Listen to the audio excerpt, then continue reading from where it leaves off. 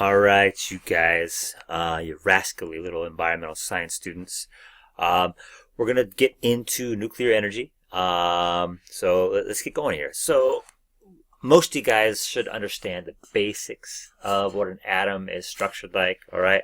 But this being nuclear energy, we're talking about the nucleus of atoms. It is important that we at least understand the basic structure of an atom. So hopefully you already know that the nucleus of an atom contains neutrons and protons, all right? And that electrons kind of orbit around that nucleus really fast. Now, as far as those electrons are concerned, we're not too worried about those with nuclear energy. But it is worth knowing that neutral atoms have the same number of protons and electrons, okay? Now, with that in mind, some terminology.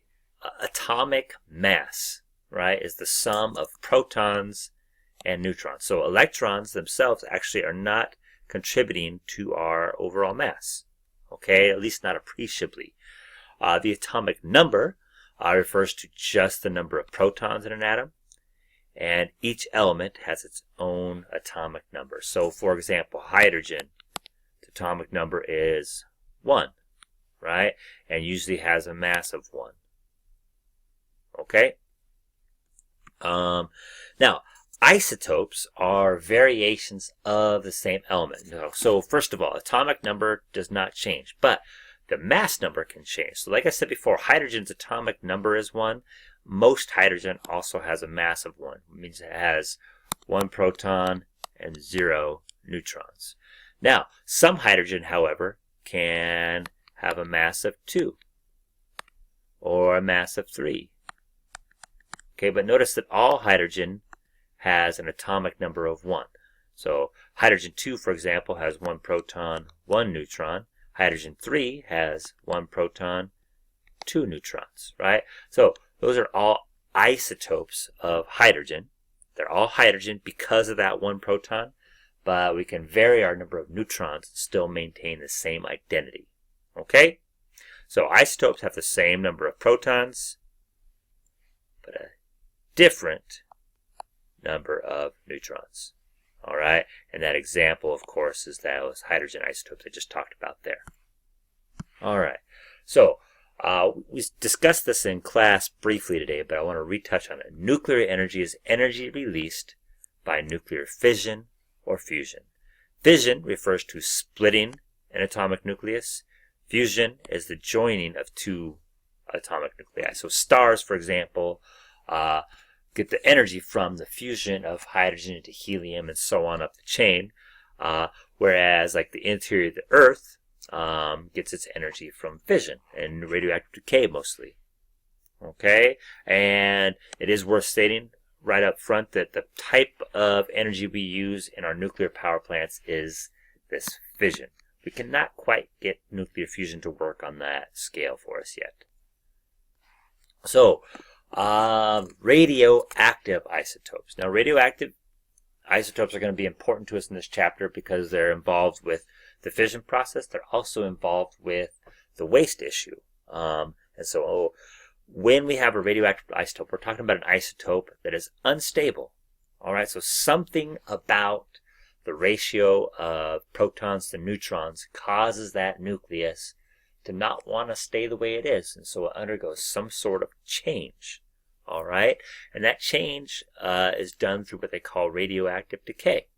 All right, and so during radioactive decay, particles or rays emit from that nucleus. So that nucleus actually changes over time through radioactive decay, and that can be through beta emission or gamma ray emission or alpha emission or electron capture. There's lots of types of radioactive decay that can occur. But all of them occur to our radioisotopes. All right? So when an atom or element undergoes radioactive decay, it changes typically into something different. Sometimes it changes into just a different isotope of itself. Uranium, though, 235, this is the type we use in our nuclear reactors often, decays over time to become lead-207 by essentially ejecting little parts of its nucleus out.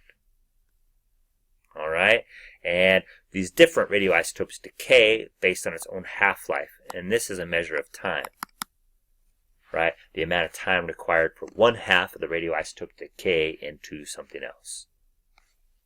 All right, so half-lives can range from very, very short periods of time to really, really long periods of time. So if we look at iodine-131, for example, that decays very rapidly, right? So its half-life is just about 8.1 days, whereas things like neptunium-237 do decay, but very slowly. It's going to take on at order of 2 million years for that half-life to occur.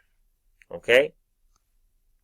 Now, the nuclear fuel cycle comes into play. So like I said before, typically in our reactors, we use uranium. And the type of uranium we need is U-235. So that is an isotope of uranium, right? That's what we see right here. Now, the majority of uranium that we find out in nature, though, is U-238, okay? Which is not the type of fuel that we want. Okay, so we have to go through this enrichment process, and that essentially means that we're going to increase the proportion of uranium-235 to a certain percentage that we need for our fuel assemblies, right? So once we enrich that U-235, we make our fuel assemblies, we bring those to the power plant, right? And then we use those fuel assemblies to produce heat, which we use to boil water, which creates steam. Steam hits a turbine spins a generator, boom, there's our electricity. Now, you'll notice that all along the way, we get these waste products, okay? And these waste products are radioactive,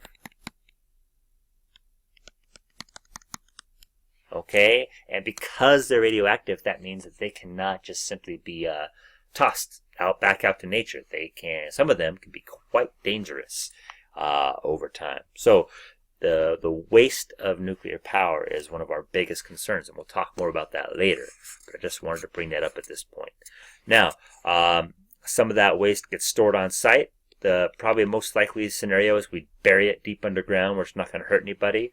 And some of that can actually get reprocessed into more fuel again.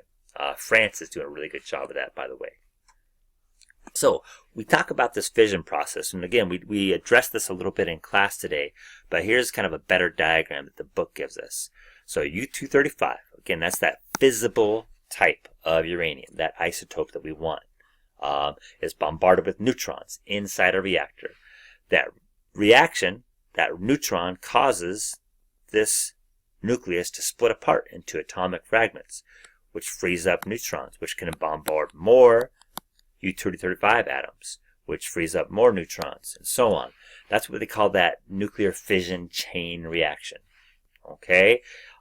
When a neutron is bombarded into uranium-235, it becomes unstable, splits into smaller atoms and free neutrons, and those neutrons are emitted and bombard other atoms, and so on. So we kind of get this exponential reaction. All along the way, every time we split, energy is released. And it's not just a little bit of energy, it is an immense amount of energy compared to the amount of uranium that we have. Like I said, that comparison with a gallon of gasoline versus an atomic bomb, that's like the type of energy difference we're talking about between fossil fuels and uranium. It's a huge difference. All right? So here's a little diagram the book gives us for a nuclear power plant. So here's our reactor. That's where the actual reaction is occurring. Okay? We got our fuel assemblies here. We have these control rods. Now what the control rods do is they take that chain reaction, that exponential increase in energy we were just talking about, and they slow it down. These control rods can then absorb some of those neutrons to help prevent that reaction from going too fast. Because if it goes too fast, we melt that reactor down and we get an explosion, and we could have some major disasters like Fukushima or Chernobyl, which again we will talk about later, right? But anyways, the heat from that reactor boils water to create steam. That steam under high pressure powers a turbine. Turbine connects to a generator. That sends electrons through wires, and that's what we call electricity, my friends. Okay, now notice that this part right here is just like a coal-fired power plant, just like a natural gas power plant, just like a solar thermal power plant, that steam turbine idea. All right, so pros and cons of nuclear power. Okay, so first of all, pros. Less of an immediate environmental impact compared to fossil fuels. So when I say that, I mean it's pretty much carbon-free electricity. We're not combusting anything. So there are no greenhouse gas emissions, no concerns with acid rain and sulfur oxides and mercury, all those nasty things like we have with coal. Okay, that's a definite bonus to nuclear energy. Also available 24/7, just like coal, which makes it very attractive compared to things like wind and solar, which aren't always around when we want them to be. Okay, now of course we do have some cons. There's trade-offs with everything. We generate radioactive waste, and my friends, we have not really decided on a good place to put that radioactive waste. Okay, now we said that it's no direct greenhouse gases emitted, but to mine it and transport it, we're probably going to use fossil fuels. So it's not that it's entirely carbon-free in its whole life cycle. It's just the nuclear process itself doesn't generate greenhouse gases, and it's expensive. Very long time to pay that stuff off. Okay, so cost is really high. We do produce about 20% of our electricity from nuclear, and it's only made affordable because of subsidies by the government. It's not that the fuel and everything is expensive, because again, it requires very little fuel. It's that the construction and the safety and the waste and all this stuff has to be managed so carefully that it's really expensive to build the power plants, and it takes a really long time to recover those costs. And of course, we have technical and safety issues. We got to maintain these things. It requires very, very specialized training. Also an expensive thing. Okay, that's going to get us started for now. We will go from this tomorrow in class.